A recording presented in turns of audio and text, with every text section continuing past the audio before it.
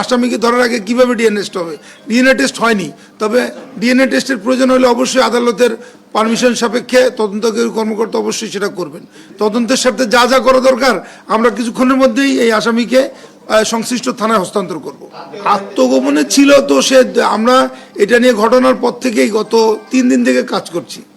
তো সে প্রথমে গেছে গাজীপুর, তারপরে গেছে কোথায় যেন ওটা, গাজীপুরে যে টঙ্গী, তারপরে ওখান থেকে চলে এসছে গৌরীপুর।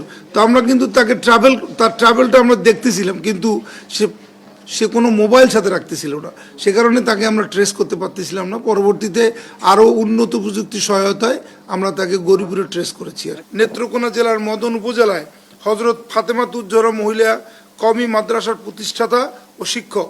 ভুক্তভোগী শিশুটি একই এলাকার বাসিন্দা ও পরিবারের একমাত্র কন্যা সন্তান। শিশুটির বাবা তাদের ছেড়ে দীর্ঘদিন ধরে নিরুদ্দেশ।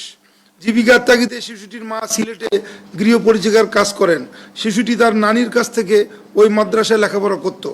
গত কিছুদিন থেকে শিশুটির মা শারীরিক অবস্থার পরিবর্তন দেখে 18 April 2026 modern diagnostic centre Madan নেত্রকোনায় চিকিৎসকের শরণাপন্ন হলে শিশুটি 7 মাসের অন্তঃসত্ত্বা বলে জানা যায়। বাদী শিশুটিকে জিজ্ঞাসাবাদে জানতে পারেন গত 2 অক্টোবর 2025 বিকাল অনুমান 15:30 ঘটিকায় মাদ্রাসা ছুটি হওয়ার পর ধৃত শিক্ষকের আদেশে ঝাড়ু দিয়ে মাদ্রাসা সংলগ্ন মসজিদের বারান্দা পরিষ্কার করতে থাকে।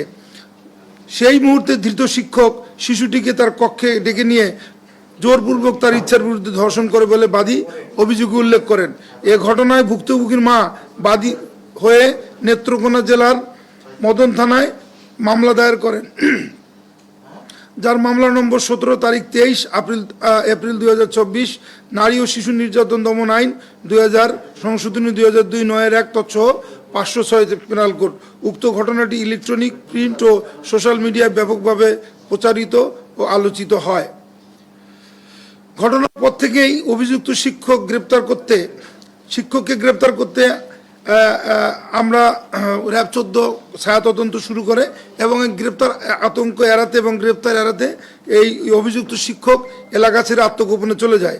এরই ধারাবাহিকতায় গোপন সংবাদের ভিত্তিতে সদর কোম্পানি র্যাব 14 ময়মনসিংহের একটি চৌকস আভিযানিক দল 6 মে 2026 খ্রিস্টাব্দ ভোর আনুমানিক 4:15 ঘটিকায় ময়মনসিংহ জেলার গৌরীপুর থানার সোনামপুর এলাকা থেকে অভিযুক্ত আমানুল্লাহ মাহমুদ আরাফি ওরফে